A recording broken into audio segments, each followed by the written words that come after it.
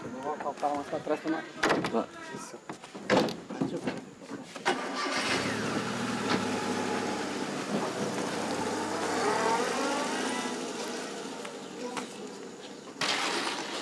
E aí, como é que o senhor tá? Tá melhor?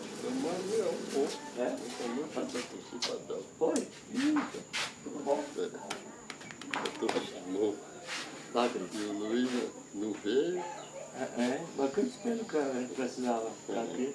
Esse conhecimento que ele tem aqui na zona e que fala também. Eu fico satisfeito com a ajuda de Deus, que ele, da onde veio, para ele, mandado de cima, por Deus. Com Deus? É, porque eu fui um pai pobre, nunca pude mandar educar meus filhos.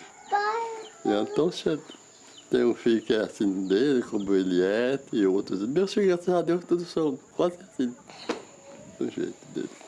E eu, toda a vida, foi essa vida de trabalhar no grosseiro, no campo, no gado, e na roça.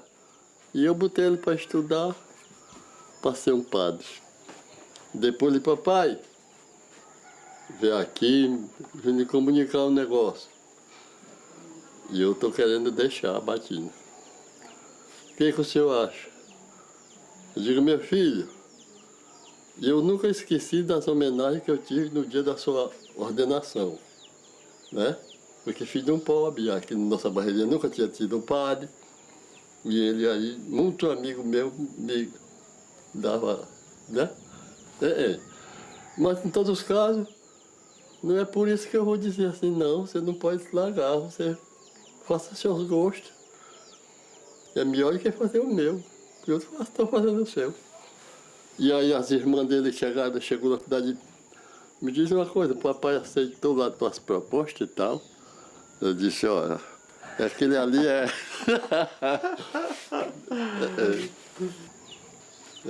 sim senhor. Mas o papai, além de trabalhador rural e tudo, ele foi uma pessoa que ensinou, né? Porque na época não tinha escola. Então quem ajudou primeiro a ensinar, a alfabetizar a gente foi ele. Então ele ensinava, começou isso, foi só depois, mais tarde, que a gente conseguiu ir para a escola mesmo, quando chegou à escola, mas ele foi alfabetizado. E depois ele ensinava, ajudava a gente.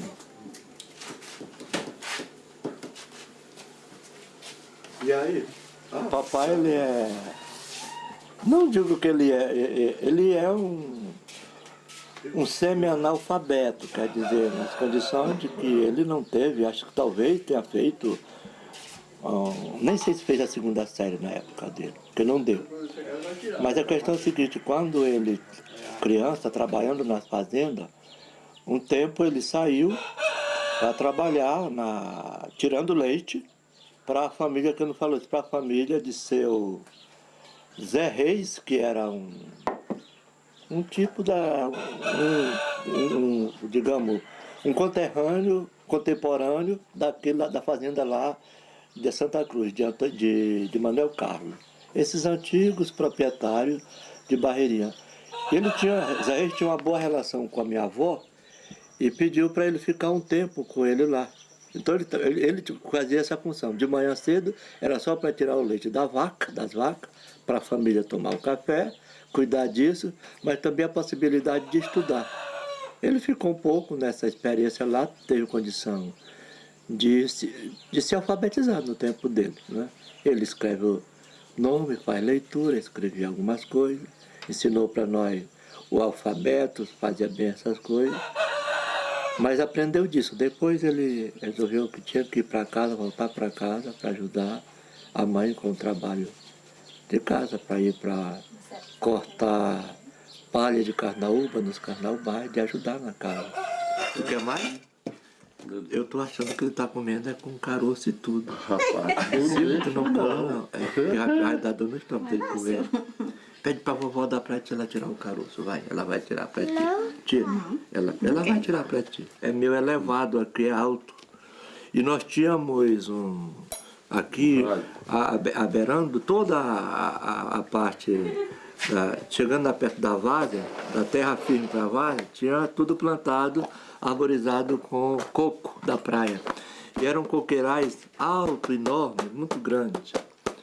E o raio pegou, porque sempre cai nessas árvores mais altas. Ele pegou o coco, os cocos, né? Depois a gente começou a ver os coqueiros com a palha toda queimada.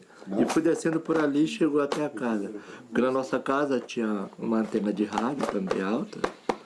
E ele pegou o fio da antena do rádio e chegou e atingiu a casa. Aí foi ali que aí andou pela casa toda, aquela faísca.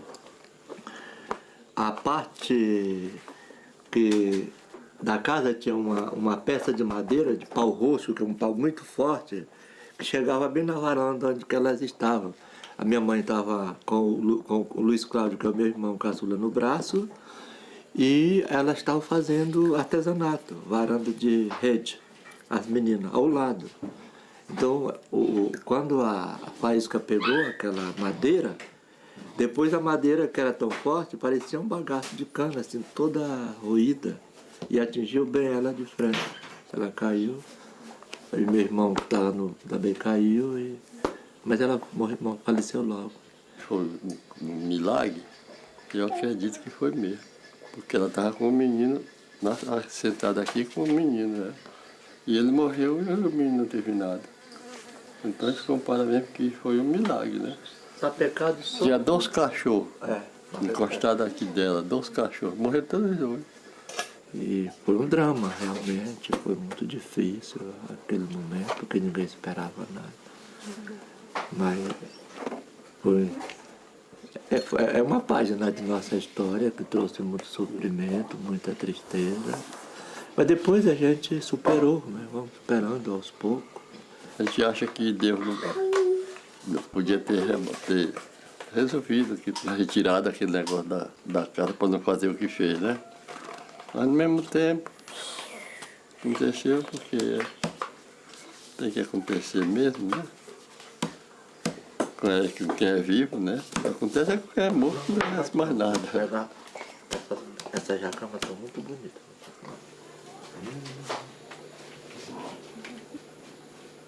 Agora tu me dá o resto, tá bom? Já tô tomando biscoito. Isso.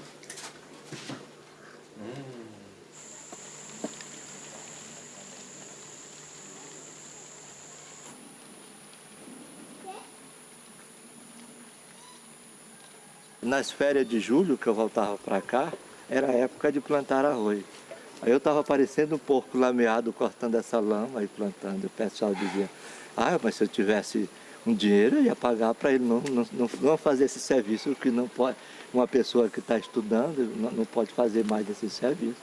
Eu digo, não, mas eu prefiro fazer porque é as nossas origens, a identidade nossa. E também na linha de valorizar que nenhum trabalho que a gente faz deve ser considerado assim, desconsiderado quando não valorizar aquela atividade. E aí alguém via e dizia, esse é aquele que disse que vai ser padre, tá por dentro da lama plantando arroz. Desacreditava, né? Que quando a gente resolveu botar ele no seminário, lá do Brejo, ele foi. Quando eu estava com 1 mês eu não aguentei, fui bater lá. Cheguei lá e disse, meu filho, ele tinha chegado da roça, eles trabalhavam, né? O seminarista. Chegou mediano e tal. Meu filho, tu veio lá de casa para estudar e tu tá desse jeito aqui desse serviço? Certo, vai ter que fazer porque a gente precisa estar. E eu achei ele assim tão... ele tinha diminuído muito, tá vendo? Aí magro, né? Aí eu digo, meu filho, tu diminuiu muito do que tu chegou lá de casa. Meu filho não está te dando bem, vamos embora. Ele disse, papai, toda muda murcha. Né? Você entende? Ele disse, toda muda murcha. Eu me mudei e eu também diminuí.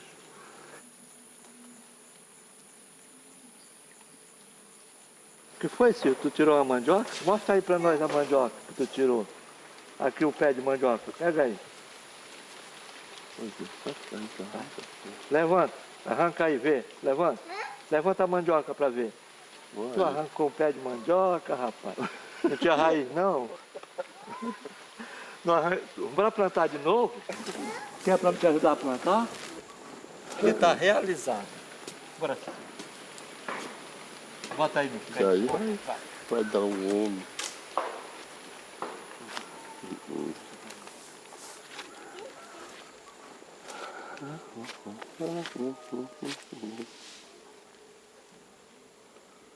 Isso aqui é serviço que eu faço. Capinando, canchada.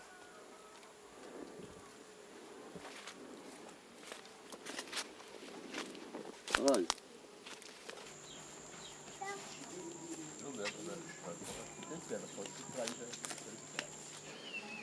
Eu acho que Lula poderia dar um tapa, fazer uma ruptura com aquela corja toda que, de alguma forma, a elite brasileira e aqueles que estão lá representando o poder, ainda no poder, têm contribuído para muitas coisas assim, tipo essas páginas da ditadura militar que nunca mais deve ser escrita, que não deve mais ser escrita.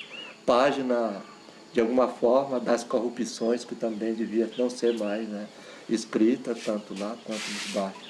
Eu acho que tem coisas assim muito fortes, que tu dizer, não comungo, não quero mais dialogar com ninguém desse lado. Mas, por outro lado, tu sente que tu está numa sociedade onde ninguém é perfeito. Não tem os perfeitos. Acho que todo mundo é suscetível de algumas fragilidades, de algumas coisas deste lado. Então, o que eu vejo é que a gente tem que se colocar no lugar dos outros também. E dizer, bem, nesse lugar, como era que tu reagiria? O que tu faria? E eu creio que esse cuidado de não julgar os outros, mas poder estar sempre ajudando, para a gente estar sempre, se ajudando, se construindo, dialogando, se encontrando. É fundamental isso. Empatia. Essa empatia, ela necessita. Porque, afinal de contas, é isso. Quem sabe se um dia essa direitona pode até mudar, quem sabe, não? Eu acho que é esse o nosso caminho.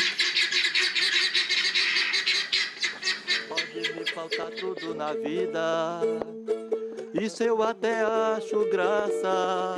Eu só não quero é que me falte a danada da cachaça. Cê pensa que cachaça é água, cachaça não é água não. Cachaça vem do Alambique e água vem do Ribeirão. Cê pensa que cachaça é água, cachaça não é água não. Oi? Cachaça vem do... Beleza. Tu merece uma água de coco.